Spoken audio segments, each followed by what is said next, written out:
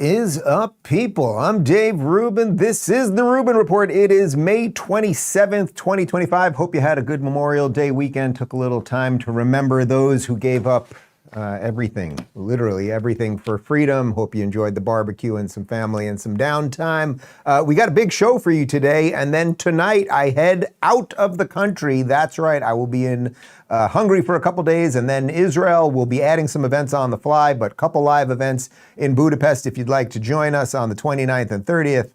Then Tel Aviv on June 2nd, Jerusalem on June 4th, Melbourne and Sydney and Gold Coast and Brisbane all in Australia later in the year. And again, we'll be adding things and all that good stuff. But if you'd like to see me, look at that. There's a QR code. I don't know what it does. You take a picture of it, something explodes on your phone. That's how it works. Or you can go to daverubin.com/events. We will be pre-taping tomorrow's show. So you will still get an 11 a.m. show tomorrow. And we will be doing live Rubin reports from these countries, cities, on location, interviews, all sorts of stuff. There's a rumor that this Ben Shapiro guy is going to be in Hungary at the same time. We will see. Lots cooking. But let's just dive into the show today because, yes, there is a lot cooking, and it was a long weekend, so we're going to catch up on things. The theme, I think, really on today's show is it's not just that the Democrats are in trouble. We all get that the Democrats are in trouble, and that, as I've been saying, what is the thing we should be pointing to? Well, it is that success will be Trump and MAGA's best revenge, right? That's the easy part.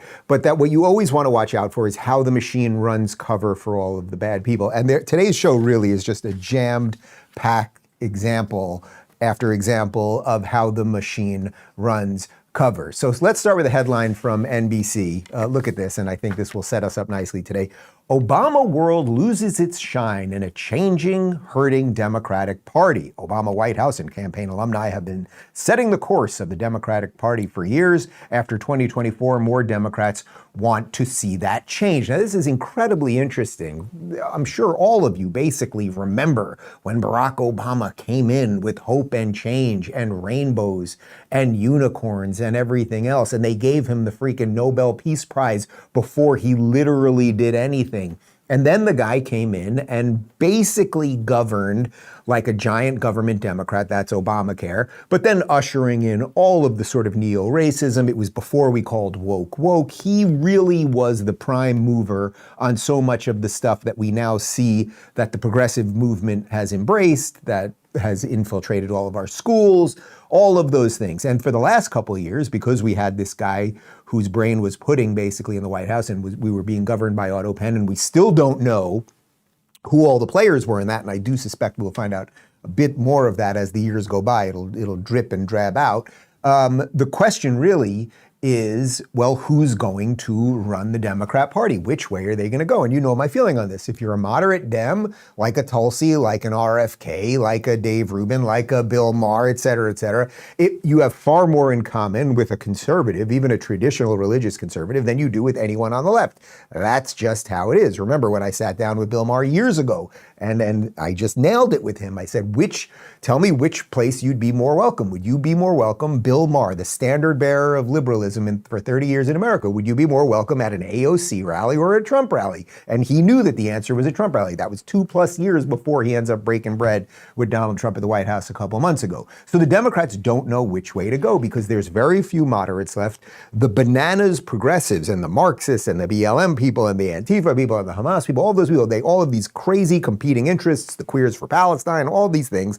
They're all competing, but there's at least energy there. And they seem to all be energy chasers. So where are they going to go? Well, they wanted, and Barack seemed to want to hand it to Kamala Harris, a woman who nobody liked, who nobody really thought was qualified, who was only brought in because of her skin color and her genitals, who was not particularly good when they hid her at first. People were like, where the hell is she? And then they got her out there, and then it got worse because they were like, oh God, she doesn't know what she's doing. Anyway, she's back on the circuit, and here she is, basically, well, she's telling you what she has for breakfast, I think.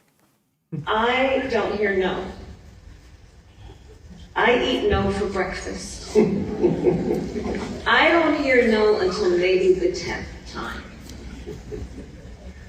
I cannot tell you the many times that it has been explicitly or implicitly said to me, it's not your time.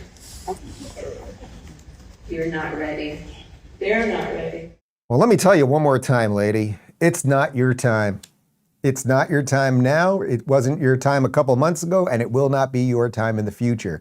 I eat no for breakfast. Like, it's just meaningless. What has this woman accomplished? And the reason I'm showing you that clip, you might be, I thought we were done with her. We're sick of her. Nobody cares about her. There's no real momentum. Well, first off, she is the presumptive nominee until someone else jumps in front of her, right? Because she was the loser, and that's what they do. So that's one part of it. But the other part of it is this is a woman who accomplished absolutely nothing, but could just basically give you these meaningless platitudes. And that is the only thing the Democrats have other than the sheer lunacy. So let's get to the sheer lunacy. You guys know David Hogg, this little wafy kid. We've shown you a lot of videos of him lately. He was recently deposed as the co-chair of the Democratic Party, basically because he's white and they're all racists. We don't even have to get into that right now. And you know, we've shown you a lot of videos where he's fighting with James Carville, and it's like they're just looking into, one's looking at the past, that's what he used to look like. James Carville's looking at him like that's what I was 60 years ago. And Hogg's looking at Carville like that's what I'm gonna be in 60 years. It's very, very bizarre. Anyway, Hogg went on the Breakfast Club show. That's with Lenny. You guys know Lenny, Charlamagne, the whatever now. I call him Lenny. And here he is explaining what the future of the Democrat Party should be, and I would say good luck with all of that. Jasmine Crockett. Jasmine Crockett, I love her. She is amazing. Yeah. I think that people want to see somebody who fights and calls out the bull.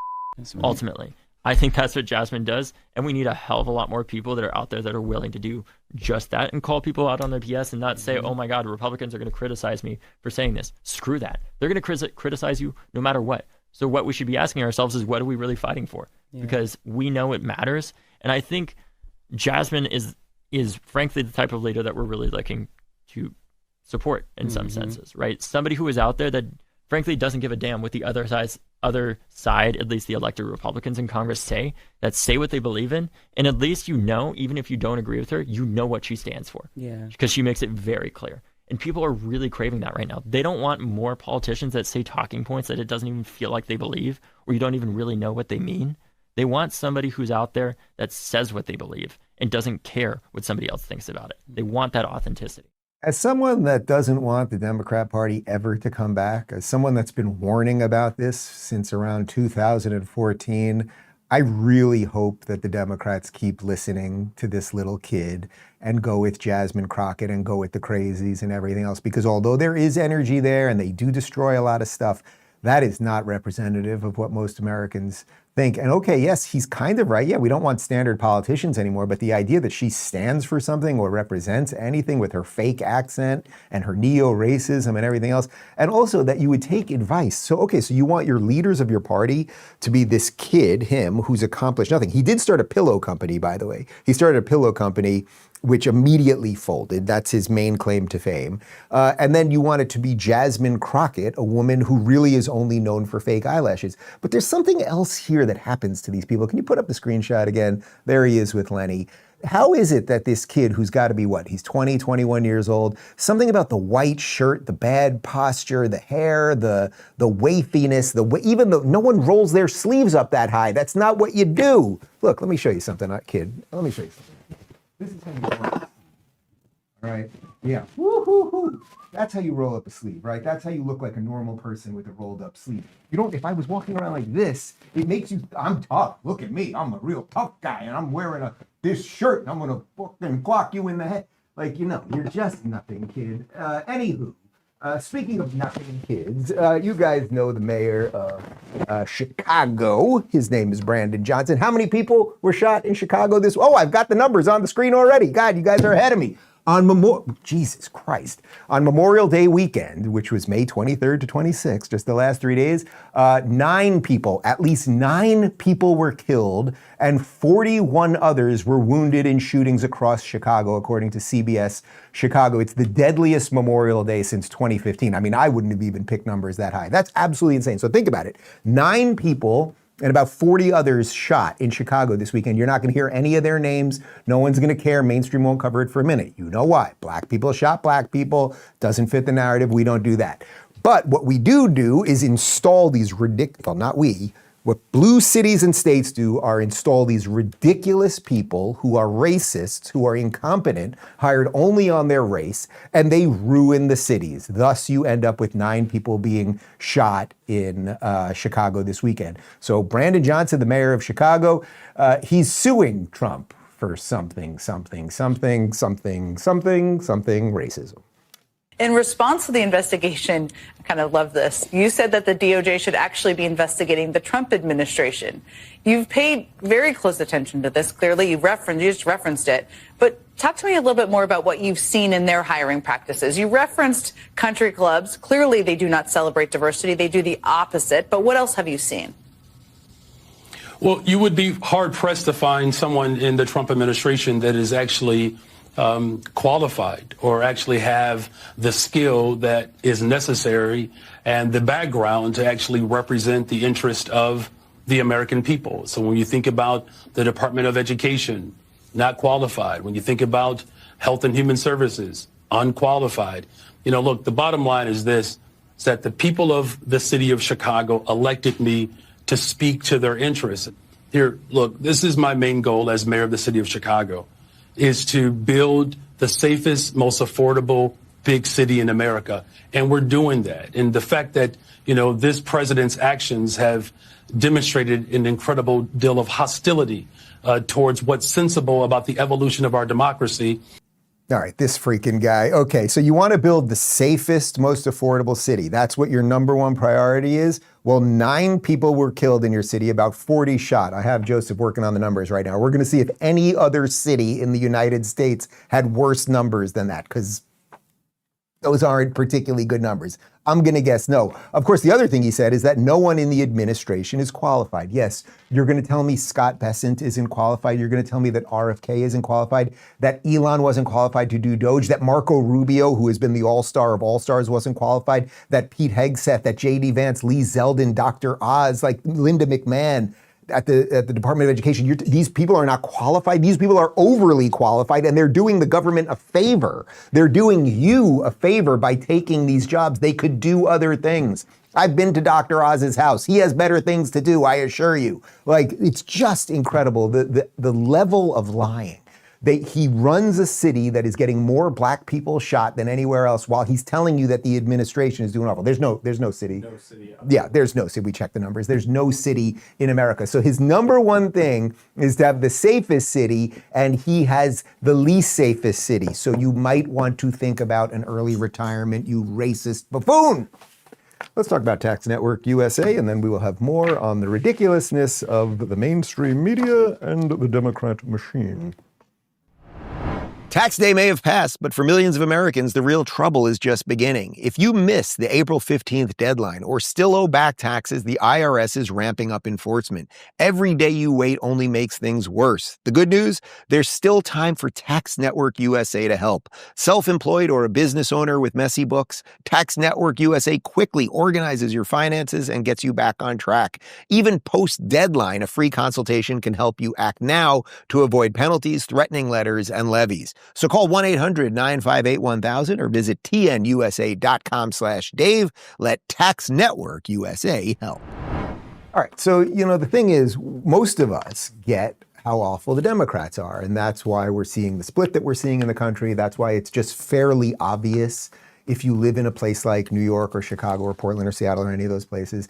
Like when you walk around, you see all the homeless and you smell all the weed, and you know that, when I was in Austin 2 weeks ago, don't walk down that street when you're trying to get over to Terry Black's barbecue because it's a zombie apocalypse of fentanyl addicts, et cetera, versus when you go to red cities and they're by and large safe and there's law and order, and that allows businesses to come and that allows human flourishing and, pursuing your dreams and building a home and a family and a community and all of those things.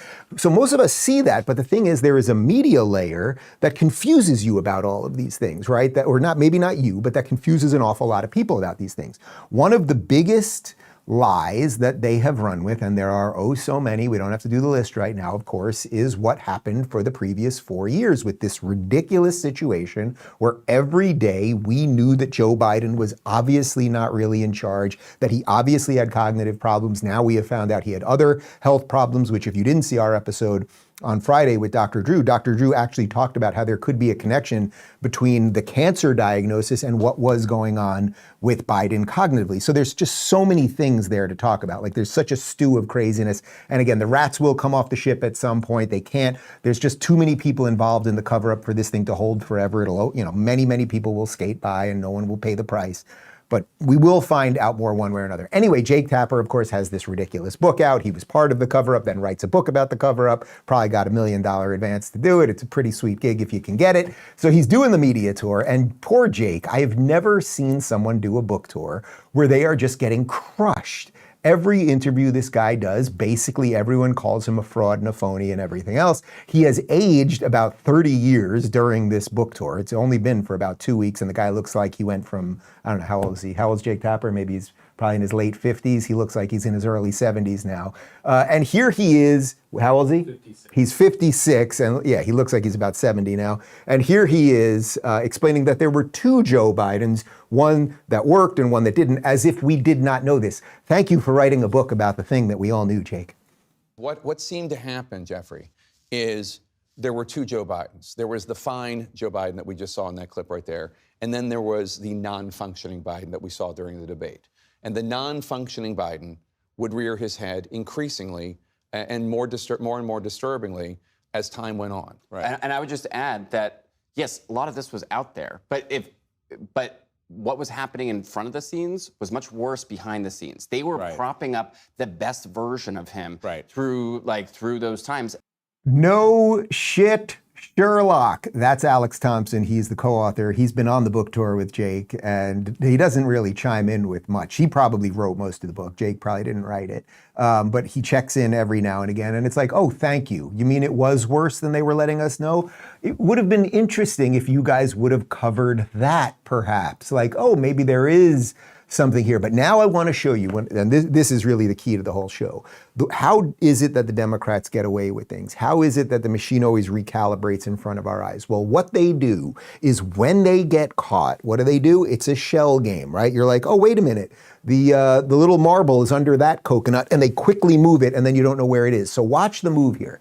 So here you have Jake Tapper and Alex Thompson, 2 purported journalists who wrote a book about the cover-up of Joe Biden's health thing, even though they had something to do with the cover-up themselves. And watch, suddenly, as they're on a book tour about Joe Biden, they make it about Donald Trump. Is there a double standard with the way we are covering it? I mean, are you out there also investigating and reporting about Trump's health in the same rigor that you did this book? I'm so glad you asked this question, because while we didn't know that much about Joe Biden's health, we know even less about Donald Trump's health. He was completely untransparent during the 2023-2024 campaign. He has not been transparent since, and there is no mechanism forcing him or any future president to being transparent about their health. He could be on anything. We really have no idea. So I think it's like a really vital question. Like at this point, this is all borderline criminal. So that's MSNBC, of course, and the host, I don't even know his name, but he's one of these like Hamas adjacent guys. And the fact that they make this about Donald Trump, and then suddenly Alex Thompson wants there to be testing for the president and everything else. By the way, guys, if Donald Trump suddenly started repeating himself endlessly, suddenly didn't know where he was, suddenly started wandering off into the forest, all of the things that we saw, the mumbling and stammering and everything else, do you think I would talk about it? Of course I would. Of course I would. Nobody wants the president of the United States to be incapacitated or to not know who the president of the United States is or anything else. But they're making the move right in front of our eyes. They're basically being like, we got caught red-handed, so instead of acknowledging that we had something to do with it, we will now take the catch, right? We will take the evidence and we will put that evidence on top of Donald Trump. And here's now Jake Tapper, another appearance. And what does he want? Well, suddenly he wants presidents to make their health public because, well, he got caught and, well, shit, look over there. This book goes beyond Joe Biden. There is a call in this country, in the United States, there is a need for legislation to mandate that American presidents provide all of their health information under threat of perjury, because we can't be lied to about this sort of thing. We can't have a group of unelected aides running the country if there's a 2 a.m. phone call. It needs to be the person that's elected. So this goes beyond Joe Biden. It should be relevant to Donald Trump and whoever comes after Donald Trump. I agree with that 100%. Oh, you don't say. So all the stuff you ran cover for that their book is about, now you want it all applied to Donald Trump. Well, I would agree with you. The presidency shouldn't be run by a bunch of aides. And if there was a 2 a.m. phone call, let's try it this way, Jake. If there was a 2 a.m. phone call under the 4 years of Joe Biden, we all know the answer. There is literally zero chance, I said literally, I'll give it a 1% chance that they would wake Joe Biden up and Joe Biden at any point in those 4 years would have had the cognitive wherewithal to make a decision at 2 a.m. Do you know what it's like to wake up an 80-year-old man that obviously has cognitive dysfunction that now we know also is probably sick in other ways, and then try, we're going to need you to drop the bomb. Like there's just no way it would. Now try to think about it the other way. Let's say tonight at 2 a.m. Donald Trump was woke up by one of his aides and they said, there's an absolute emergency. We need you to make a decision. Do you think there's any chance that Donald Trump wouldn't be able to wake up and make that decision and make it clearly? Like, we all know it. You can picture it. You don't need to analyze it. But the call is not that, look, I would be all for them having as transparent as possible medical records, right? They should all, we need to know that they are basically fit, that they don't have some horrific disease, that they aren't on medications that could affect them in other ways and all sorts of things. But really the call is not about that. The call is for more transparency overall. It is a party, the Democrats, and a media machine, you guys, CNN, Jake, and all your friends, who completely ran cover for it, got rid of a primary process when you knew you had a dementia patient on the way in, who had a soft coup with Kamala, and you ran for all of that. Like, this is all on you guys. But again, what I'm trying to get you guys to see is the way the machine just figures out how to transform right in front of your eyes. And you're like, oh, I see it very clearly. And next thing you know, you're like, oh, it's all Donald Trump's fault. Let's jump back to August 2024. Here is Nancy Pelosi. So this is a little bit after, it's 2 months after the horrific debate that broke the airlock on what was going on with Biden. This is a little bit after they had now installed, without having a primary process, in the most backdoor secret way possible, installed Kamala Harris. And here is Nancy Pelosi talking about how she influenced Biden to drop out. I love him so much. I think he's been really a fantastic president of the United States. So I really wanted him to make a decision of a better campaign, because they were not facing the fact of what was happening. Just a little background. I've never been that impressed with his political operation. Biden's operation. Yeah, I'm not. I mean, I just haven't been. They won the White House. Bravo. Right. Mm-hmm. But so my concern was, this ain't happening. And we have to make a decision for this to happen. And the president has to make the decision for that to happen. Let me just say, I won't say necessarily I knew what I was doing at that time. I knew what I was doing in the whole thing, not just that show. And what was that? That Donald Trump would never set foot in the White House again. Well, sorry, sucker, because Donald Trump is president, and you lost, and you've got to go away. And you know what you're going to have to do? It's very scary for all the children of San Francisco. You're going to have to spend more time with the children, with the children. But who are the Democrats running cover for this week? So there you have it. They admit what they're doing. They're doing things behind the scenes. She never acknowledges that Biden had cognitive problems. She just knew what she was doing, and she didn't want to do it. It was that she mostly wasn't impressed with his political machine. It had nothing to do with the pooping in the pants or anything else like that. So who are they running cover for this week? Well, you know it. It still continues. We had this ridiculous story last week of former FBI Director James Comey, who's just wandering down the beach. He's just a private citizen wandering down the beach, and then he sees this beautiful art installation of a bunch of shells that say 8647. We all know that 86 means to get rid of. That's what it means if you ever worked in a restaurant. And on the 86th floor of the Empire State Building, that's where the mafia guys used to take people to the observatory tower to throw them off. And if you fall 86 floors, Connor, what's going to happen to you? You're going to die. But James Comey, he's just an interesting private citizen interested in art and outdoor sand architecture. So he took a picture of it. Anyway, the media, of course, is running cover for him. So what happens when you get caught red-handed when you're a Democrat? You get on the late night quote-unquote comedy shows. Here is Stephen Colbert with that guy. Beach, what happened? You were walking on the beach and you saw this on the beach? Yeah, my wife and I, Patrice, were walking on the beach and saw those numbers in shells on the beach. And you didn't do this, somebody else did this. Yeah, somebody else did it. We were on a walk preparing for this week, the rollout of my book. Yep. She looked at it and said, why'd someone put their address in the sand? All right. And then we stood at it, trying to figure out what it was. And she'd long been a server in restaurants. And she said, you know what I think it is? Yeah. I think it's a reference to restaurants when you would 86 something in a restaurant. Right, it's off the menu. Yeah. I said, no, I remember when I was a kid, you'd say 86 to get out of a place. This place stinks, let's 86 it. Right. I was a bartender. You would 86 a customer if they were getting drunk. Like, let's 86 them. Let's, like, give them a low-proof alcohol or something like that. Yeah. And so I said, I think it's a clever political message. And she said, you should take a picture of it. I said, sure. And then she said, you should Instagram that. And boom. Well...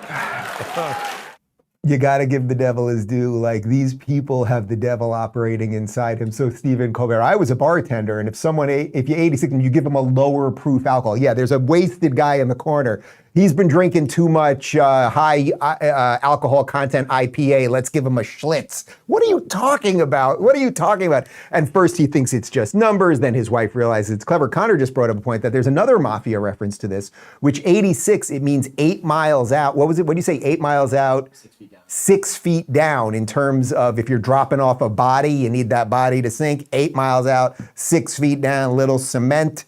You get where we're going with all. So anyway, look, they're just all awful, but that is the machine operating. And try to imagine the reverse of it. The reverse would be a former, because he's obviously a Democrat, so a Republican former FBI director who did this to a Democrat president, and then that guy being invited to go on a late night comedy show to make jokes while he's selling his book. It's just absolutely, it would be Kash Patel going on Jimmy Kimmel after this happened. Do you realize how profoundly absurd that sounds? Very. That's the answer to the question. Very profoundly absurd. Speaking of profoundly absurd, over on CNN, Breonna Keeler is very upset that some of the Palestinian Hamas people aren't going to get their degrees because, they were violently protesting, taking over campuses. They held a couple Hispanic janitors hostage, which I hope they make a Netflix series out of that. And she's very concerned for these people. Some of this may come down to what particular free speech may be allowed, but the secretary is also citing Harvard's own report. Harvard released 2 reports last month on anti-Israel bias, and there was another one on anti-Muslim, anti-Arab, and anti-Palestinian bias, finding in part that Jewish students had faced bias, suspicion, intimidation, alienation, shunning, contempt, and sometimes effective exclusion from various curricular and co-curricular parts of the university and its community. It also found that Arab, Muslim, and Palestinian students and faculty who voiced concern over rising death tolls in Gaza and the unfolding humanitarian crisis there overwhelmingly felt abandoned, and some believed they were actively silenced by Harvard administrators. God, you are fucking awful at your job, lady. Again, are you a journalist or do you just read bullshit and repeat it back? Was there anti-Jewish bias at these universities? Yes, in terms of admissions, we know that. They were also discriminating against white and Asians. We absolutely know that. But who was it that would feel unsafe if you were at Columbia or Harvard or NYU or some of these other schools over the last 2 years? Would it be it's not just Jewish students. Who would you feel sympathy or empathy for? The average kid who just wants to go to a campus and not have the campus being taken over by people who are vandalizing things and breaking windows and taking over libraries and also calling for genocide. And that would include aiming that at the Jewish students. Or it would be the Muslim students and the Arabs. It's just complete fucking nonsense. But again, what am I trying to illustrate to you here? The machine, all of the bad things happen, and then the machine suddenly makes you think things the wrong way. So the machine does all the running of cover for Biden and then makes you think it's about Trump. The machine allows and instigates all of this insane hatred at these universities and makes you think there's anti-Muslim bias. It's completely absurd, and we must continue to call it out because they have brainwashed a lot of people, and I would like to de-brainwash people. That's what we do here on the Rubin Report. We also talk about gravity defier and then do more stuff when we're done with that. You guys know I'm all about logic and reason, and here's some simple logic. If your feet are killing you at the end of the day, you need new shoes. That's why I love G-Defy shoes by Gravity Defier. Their patented VersoShock technology absorbs harmful shock, returns energy, and is designed to make walking, running, and standing feel effortless. Whether you're out and about or just on your feet all day, G-Defy makes every step better. Right now, my listeners get 30% off orders over $120. Just text Rubin30 to 91888 or visit G-Defy.com and use code Rubin30 at checkout. Use logic, choose comfort, G-Defy. Okay, so what I'm trying to do here is blow up their game plan right in front of them. And the more that you understand that, and I know you do, but the more you understand that and then you can communicate that to your friends, the more we can push back against this nonsense. One of the guys who's become really the best at it, and I'm so proud to have, even if I had 0.5% to do with a little bit of his evolution, of course, is Bobby Kennedy. Because the first time I had him on, I said, Robert, I don't know if you will be a Republican by the end of this thing, but I know you will not be a Democrat, when he still was a Democrat, and obviously that became true. So if I had even just the tiniest little glimmer that I put in his eye on that, I'm very proud of that. And now he's the head of HHS, and he's doing a bang-up job, and he went on CNN, and they got into a little bit of a debate with Kaitlan Collins about trusting the experts. And he just does a spectacular job here. This is just another example of that top 10 list I keep telling you we're going to do, of just every week we'll reorder. We'll start this when I get back from this trip, where we're going to take the top 10 people in the Trump administration, and then just every day we'll reorder them, because it's just a great list of competent people who have better things to do, but they're trying to fix the government. That's pretty nice. And here's a good example of how to deal with the media 101. You know, the message was to trust the science and what studies were finding and what during people were COVID, seeing. that was a bad message. It was trust the experts. That's what you kept telling us. Trust the experts. I don't know that I ever said that. Well, I mean, we talked to the officials. Actually, your during network COVID, was saying it every day. we took the briefings live every day with all of the experts that President Trump. Those were President Trump's doctors. But those are the people President Trump brought out to the briefings. Oh, President Trump brought, and I can. He if brought you Dr. want to go Fauci chapter and and Dr. verse, Birx. I can tell you what President Trump did right and what President Biden did wrong. I would say be skeptical of authority. My father told me that when I was a young kid. People in authority lie. And we've seen a lot of that in our country, and people in the media lie. And people need to make their own judgments and be skeptical and maintain their capacity for critical thinking. And that was shut down during COVID. And the media was complicit in that. Disagree on that last part. Secretary Kennedy, thank you for your time. Good to me. Well, you might disagree with it, Kaitlan, but it is the truth. You people ran cover for all of the people that, without scientific evidence, were telling us that we could go to restaurants and had to wear masks while we were standing and could magically take the masks off when we were sitting. You were telling us that a vaccine that turned out not to be a vaccine would prevent you from getting or transmitting COVID. We could do the laundry list of items. I don't feel like doing all of it. But good on Bobby. You are allowed to be skeptical, ladies and gentlemen. You're allowed to ask questions. And for him to go on these shows, and he basically said to her face, "You're a liar. You're a liar. You're working with liars. I don't like liars very much." And she just kind of bites the bullet at the end. Well, I disagree with you, but it is what it is. This one is really shocking to me. So, well, nothing shocking to me actually, but in a normal world, this would be shocking to me.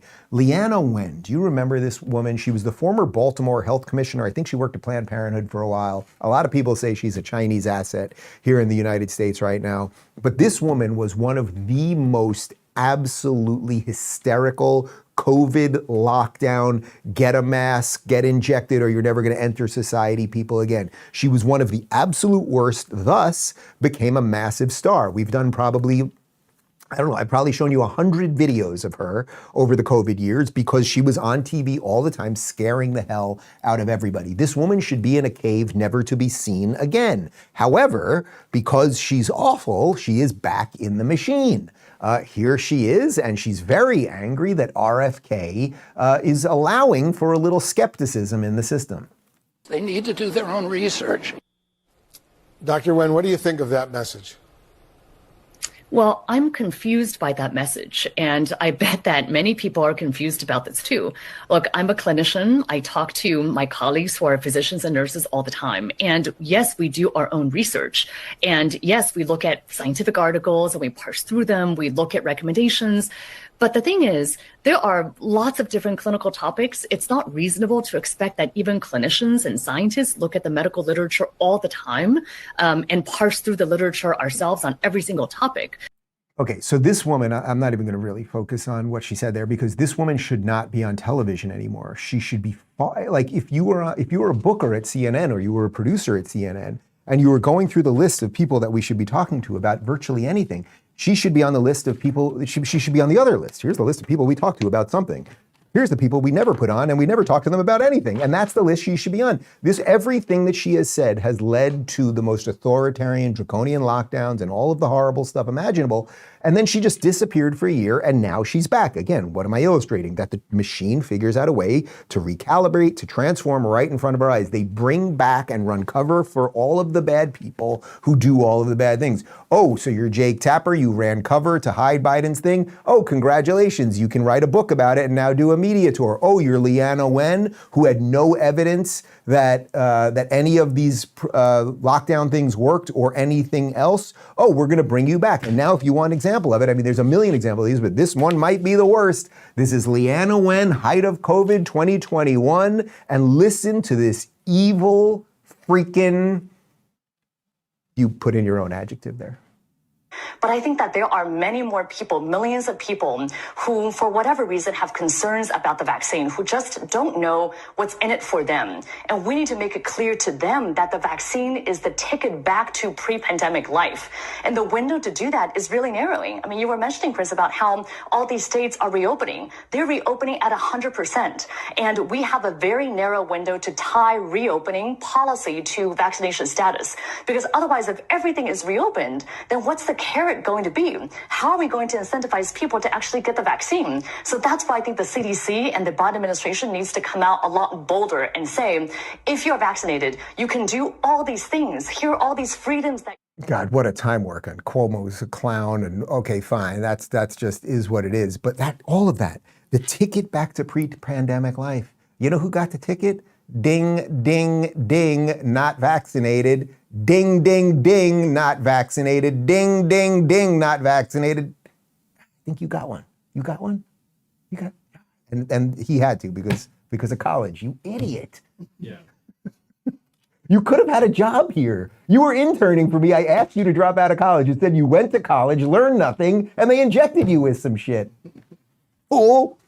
Anyway, we'll still give you lunch today. That's all right. You know, you can have extra lunch. I'm piling on you right now. It's not fair. That woman should be nowhere near CNN again. Can you imagine?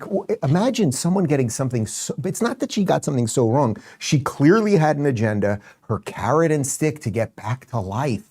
No, you evil, evil people. And then she's just brought back in on CNN. So again, that's how the machine works. Now, it's another way the machine works is if you speak out against it, we know it calls you a racist and everything else. But what did it do over the last couple of years? Well, we covered this because it was a breaking story on Friday, right before we went live with Dr. Drew. If you opposed COVID policies, mandates, vaccines, et cetera, well, it turns out that the previous administration actually labeled you a domestic violent extremist. I hope I'm on a list somewhere. We're trying to get the full list. I've got to be on there.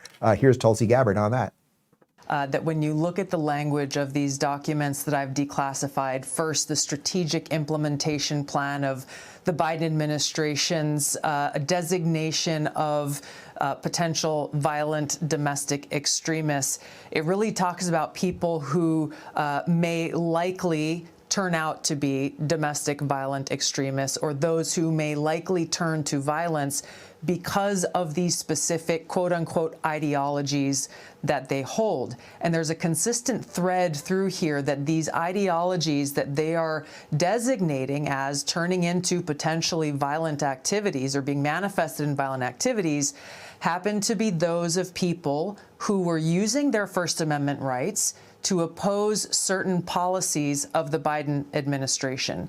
And while some of the examples that are focused on there have to do with those who opposed the COVID vaccine mandates, those who opposed the mask mandates, parents who were concerned that their children going to school may be forcibly vaccinated with the COVID vaccine without the consent or awareness of parents. The list goes on, but it's not exclusive to this.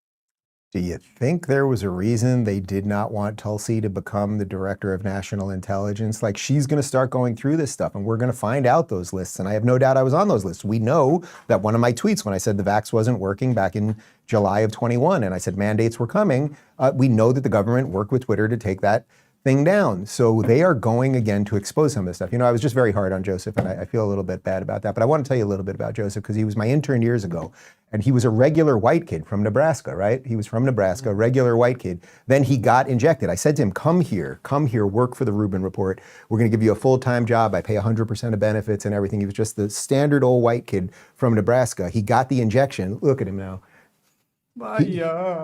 He became Asian. He speaks fluent Chinese now from... 我现在是中国人啊 It's okay. It's okay. It's okay. All right, get out of here. Get out of here. Let's. It's our last show in studio for a while. We're busting out all the stops, people. Let's jump back to RFK Jr. Here he is thanking Trump for taking a stand against Big Pharma. So I joined President Trump in August and became, went from independent to his campaign. But it was in June that he made a speech specifically on this issue. It was a Maha speech before Maha existed. And that I took note of that speech at the time and thought there's a potential here for a common ground. I want to thank you for your vision, for your courage, for standing up. President Trump is a populist president. He's a president, he's blamed for giving money to billionaires and all this stuff. We hear about that all the time. But he is on the side of the middle class, the working class, the poor in this country, people. Right, so there you have it, a Democrat who has a little skepticism about the Democrat Party, about the way the machine works as it pertains to health, and he allied with the guy that he used to be completely oppositional with, Donald Trump, and now they are hopefully getting us to be a little bit healthier, and you'll have a little bit less seed oil and a little less red dye in your Fruit Loops and everything else. I do also want to illustrate, Connor here now, it turns out, I found out, was also vaxxed. I did not know that. It turns out that Connor was vaxxed, and look what happened to him. Hi, everyone. I'm Connor, the director. He turned into a woman. So anything can happen. And the point is, we should be skeptical of all of these things. I've got a white kid from Nebraska who turned Asian. I've got a white guy from Seattle we're not from Arizona originally. Okay, pretty white place. Irish, for God's sakes, and he became a Latina woman. Anything can happen, people. Watch out. Wrinkle filler, more later. We've been told for years that wrinkle creams are the key to looking younger. But according to Dr. John Lake, a world-renowned Beverly Hills beauty expert, that's just outdated advice. Most wrinkle products are just glorified moisturizers, Dr. Lake says. They barely make a difference, and some can even harm your skin. That's why Dr. Lake has stepped away from conventional cosmetic practices to focus on a breakthrough anti-aging method some are calling a game changer. It's like Photoshop for your face, he says. You might be shocked how easily this can erase visible wrinkles in under 2 minutes.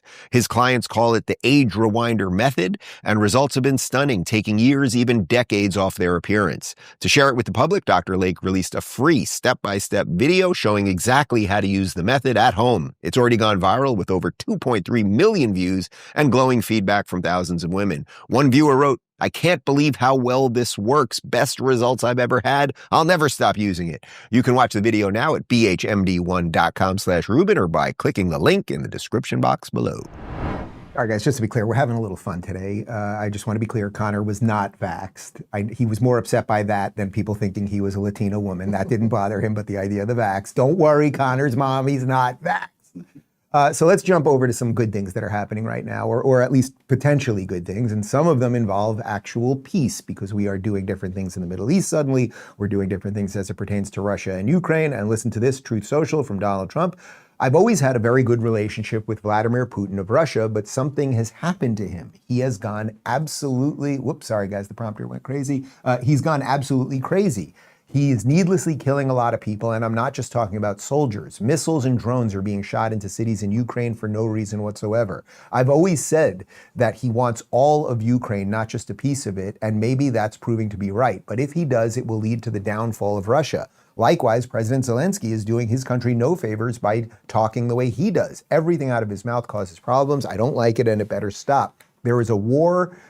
This is a war that should have never started if I were president. This is Zelensky's, Putin's, and Biden's war, not Trump's, and I am only helping to put out the big and ugly fires that have been started through gross incompetence and hatred. So you might hear that and go, boy, this sounds like a problem. It seems like we were getting closer to peace. But the reason I think that that's good is, yes, it does turn out that Russia dropped a whole bunch of bombs in the last couple of days. Ukraine hit back with some drones and a bunch of other stuff. But it does seem that Trump is, everyone's like, oh, Trump is in Putin's pocket and all of this nonsense, Russia. And it's like, well, it actually turns out that Trump is trying to get both sides to play ball. And just because you put pressure on one, so, maybe when Zelensky showed up to the White House a couple weeks ago, or what was it, almost 2 months ago at this point, and he got the smackdown that we all saw, maybe Putin was like, boy, I really do have Trump more, so I'm going to push the limits now, right? I'm going to see if I can, hit a little harder, blow up some more stuff, take a little more territory. And then maybe he pushed a little too far, and now Trump is like, no, you're not going to get away with that. So everything's a game. I know everybody wants everything to be like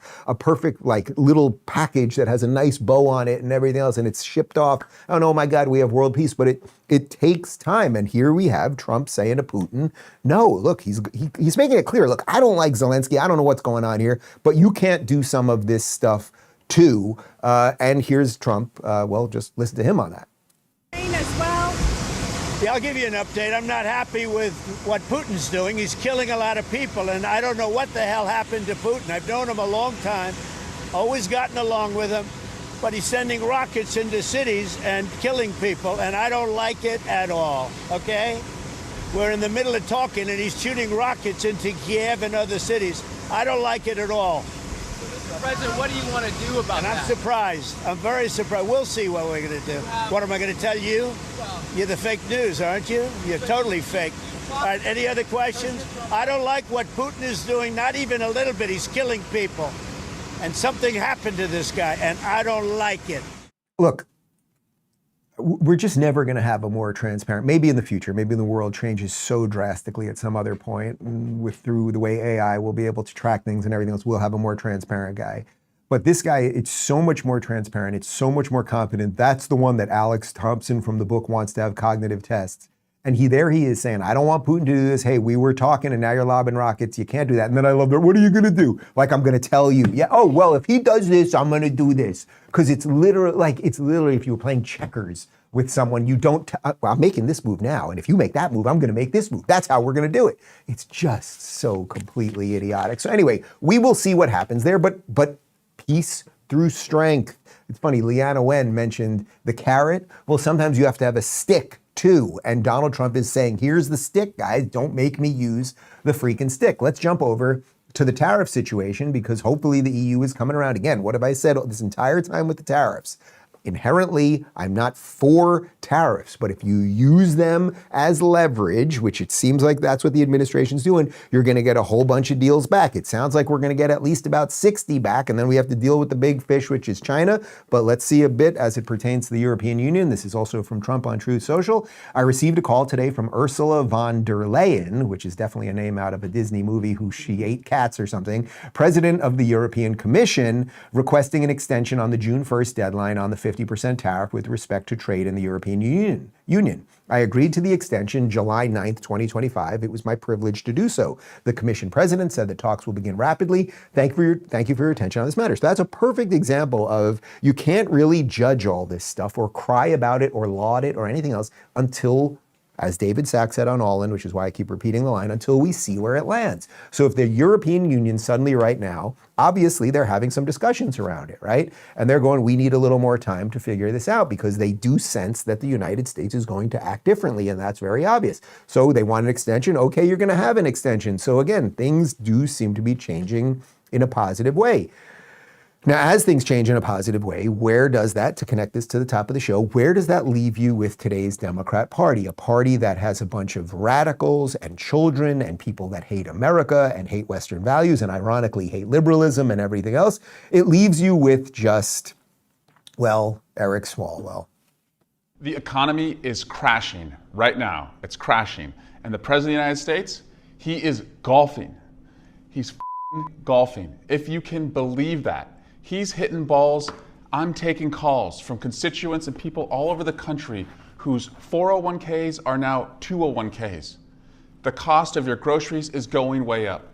Go to Target, go to Walmart, go to Home Depot. Almost everything that you're going to put in your shopping cart was made overseas, and the cost of it is going way up. This is insane. The guy is golfing right now as you're going to be paying more. Retirement security, gone.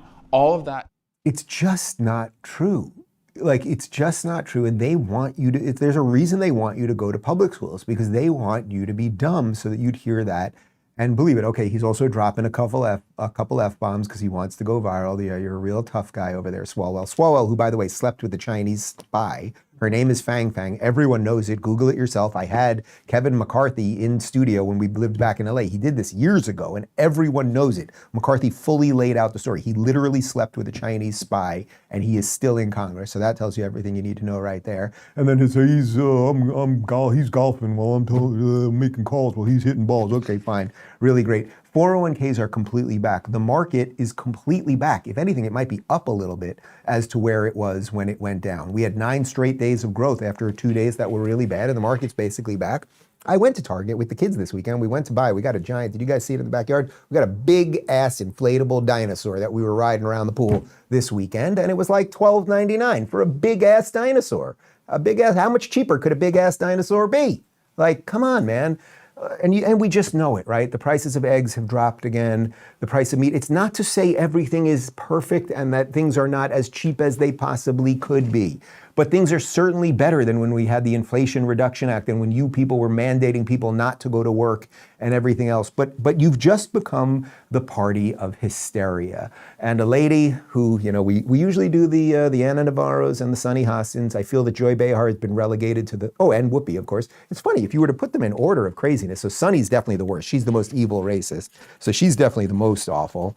I put Anna at number 2 because she worked for Marco Rubio. I mean, she was a sane, and she lives in Florida. Like, that's the most disgusting part. And then Whoopi, I'll drop her to 3 in terms of awfulness. It's got to be Sunny, Anna. Whoopi, I'll put at 3 just because of Ghost and because of what was it? What was the Nun movie? Sister Act. Like, just for, and even Sister Act 2, not terrible. What was Sister Act 2? What was the subtitle? Bringing Back the Moves or something. Sister Act 2, we groove it back in the groove. Sister Act 2, we're doing it again. Come on, it's Sister Act 2. Back in the habit. Yeah, okay, I knew it was something. So I'll put her at number 3 just for old time's sake. Molly, you in danger, girl. And then Joy is now number 4 in terms of craziness, because Joy actually, I used to see Joy every now and again. She was nice. We used to talk. She would pet my dog. Your husband, Steve, Joy, nice guy. What happened to you? Here she is talking about how if she was choking, she wouldn't let a Trump supporter save her. I mean, I don't know. I wouldn't even let him give me a Heimlich maneuver. Yeah. That's how little I feel about people. I don't know. Well, and a MAGA supporter is like calling you right that's- now. I got it. Somebody's. I fixed it. Tell that MAGA man, No, leave you alone. I'm not sleeping with you anymore. You gotta love it. Like, her phone's ringing during the show. She's like, she don't even know what's going on. It's probably the guy who writes her jokes. There is a guy who stands right off camera that texts her jokes. That's well known in the industry. In the middle, like during commercial breaks and during the show, you'll see her looking down a lot because he's giving her the lines to say, but Joy, you wouldn't let a MAGA supporter save you? I used to see you at Isabella's on 77th and Columbus all the time. Yeah, there it is. Oh, I remember that. Wow, I used to go there all the time. They had a great burger and a light. They had a very pleasant Sunday brunch. And I used to see you there all the time. They shot a Woody Allen movie there. Are you saying that had I been sitting next to you at Isabella's enjoying a nice Sunday brunch and you were gagging on your foie gras that you wouldn't want me to save you? Is that what you're saying, Joy? But it is, and all of them, they're just not particularly good people. They're just not. I don't want to jail them. I don't want to hit them. I don't want to burn their houses down like they'd like to do to all of us. But they're just not particularly good people. And here is 60 Minutes' Scott Pelley giving a commencement address during Wake Forest. And, he could have used this opportunity. If I was to give a commencement address, I haven't yet, but I assume I'll be invited somewhere. At some point, if somebody wants me to give a commencement address, I'd be happy to do it. And if I was giving a commencement address, I would talk about how great America is, that you have a chance to do whatever you want in your life, that we have this federalism thing and you can move wherever you want, and we're on the verge of this AI revolution, and there's just incredible opportunity to blaze a path to the future that it would be unimaginable by people 20 years ago, and all of these things. There's so many cool things to talk about. Or you could, like Scott Pelley, go to Wake Forest and talk about Donald Trump. But in this moment, this morning, our sacred rule of law is under attack. Journalism is under attack. Universities are under attack. Freedom of speech is under attack. And insidious fear is reaching through our schools, our businesses, our homes, and into our private thoughts. The fear to speak in America. Power can rewrite history with grotesque, false narratives. They can make criminals heroes and heroes criminals. Power can change the definition of the words we use to describe reality. Diversity is now described as illegal. Equity is to be shunned. Inclusion is a dirty word. This is an old playbook, my friends. There's nothing new in this. Connor, do we keep the audio of what I'm saying during these clips? Do we have that like on a backup somewhere? We should have like a secondary Rubin Report show when I'm just like doing the play-by-play of that. We should have just had me in a little box for that. Yeah, okay, so fine. Keep running on diversity, equity, inclusion. Also, I'm very impressed. I've told you guys before, in around 2004, I took an acting class for about 3 months, and that guy's very emotive. And to be or not to be. Like everything they say is backwards. What are you saying? Journalism is under attack? You guys have created you guys blew up your home, and now you're looking at us when we don't trust you anymore. COVID, Russia, very fine people. Can we do that? Universities are under attack? Well, they're under attack because they were literally deciding to become places of racism when it became who could come into them, right? Who would get admitted to the university in the first place. And then they became bastions of psychotic genocidal thought where they were literally having terrorist supporters take over things and kidnap Hispanic janitors.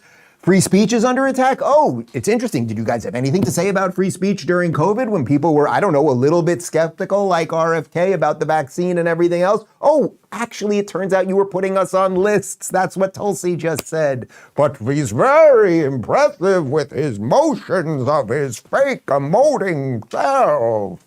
60 Minutes. The guy, what's the woman's name who Trump destroyed on 60 Minutes? What's her name? Leslie Stahl. Remember that? Like they were running cover for the Hunter Biden thing. Like mirror, mirror on the wall. Look at me. I'm the bad guy. So what do we do, guys? What do we do? Focus on freedom. Focus on why America is good. Focus on greatness. Focus on the pursuit of happiness. Give a little bit of thanks for how great this freaking country has been and for the people that died so that you could be free. And that's exactly what Trump did in his Memorial Day address yesterday.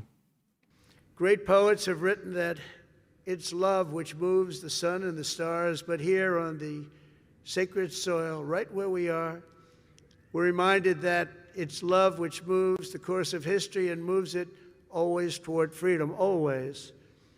From Bunker Hill to Bastogne to Cantigny to Coral Sea, from Gettysburg to Guadalcanal, and Concord to Kabul. America's best and America's bravest have fought, bled, and died so that we could pick up the torch of liberty, raise it high, high, high, and carry it onward to places they could never have dreamed of before. Today we honor their memory. We remember their gallantry. We just revere, in the highest sense, we just revere their incredible legacy. We salute them in their eternal and everlasting glory, and we continue our relentless pursuit of America's destiny as we make our nation stronger, prouder, freer, and greater than ever before. May God bless our fallen heroes. May God bless our Gold Star families, and may God bless the United States of America. Thank you very much, everybody. Great honor. Thank you. Scott Pelley, you could have tried that at Wake Forest. You could have tried to have looked back and said thank you to the people that we've lost who defended this country and talked about the arc of freedom and all those things. You could have done that, or instead you could have defended diversity, equity, and inclusion. You could have defended you, the journalists. You could have fake emoted all of that stuff, or you could have done it Trump's way. I would have done it that way. That's how I would have done it, but I'm a little different than someone like you. Before we wrap up, I should note that on Friday night, David and I went out to dinner. We were at Hillstone, one of my favorite restaurants. You know, there's a chain that's around the country. That freaking Hawaiian ribeye, it's just so damn good. And a few people said hi to me. And as we're walking out of the restaurant, there's a table, 4 people. And the guy goes, "Yo, Dave." And I was like, "Hey, how you doing?" He's like, "Scott and the retards, man." And like 10 people looked, because you can't yell retard in a restaurant. You can say it on an online show because you guys are watching this in privacy of your home. But he yelled it. I gave him a thumb. I was like, "Scott and the retards." Anyway, I thought that was funny. My full interview with Rob Herzog, if you haven't seen it, he is a South African billionaire. Really, really brilliant guy. This is our second interview with him. It's really catching fire. We put it up on Saturday. I think it has like 600,000 views already, all about what's going on in South Africa, how the media is misreporting on it, how it pertains to the attack that America is now under with wokeism and the leftism and all the stuff and blah, blah, blah, blah. We are going to pre-tape tomorrow's show right now, and then a couple events coming up, guys. DaveRubin.com/events if you want to see me in Budapest. 2 shows there, show in Tel Aviv, show in Jerusalem. As I said, we will be doing live Rubin Reports. I don't know that they'll all be exactly 11 a.m. just with time changes and everything else. You can scan that QR code right there if you want to get tickets. Probably have some special guests. We're working on a bunch of interviews. We'll do some videos on the fly and all of that stuff. We will have Hungarian goulash. We will have Israeli hummus and much more. We've got a post-game show in 30 seconds, RubinReport.locals.com. And I would say that this cold close is just kind of a non sequitur, but I like these old throwback things. Okay, thanks, guys. See you soon. You can get dizzy walking through the supermarket beverage aisle. Besides the natural sodas, the no-salt added drinks, the real colas, the un-colas, flavors for every palate, there is the no-caffeine cola, the no-caffeine low-cal cola, poured into the market just yesterday by Pepsi. Now, 24 hours later, comes yet another newcomer. Introducing Diet Coke. You're gonna drink it just for the taste of it. Now the maker of Tab, the leading low-calorie soft drink in the world, has come up with another diet drink called Diet Cola with just as many calories as Tab, but Coke feels it too can find its niche in the marketplace.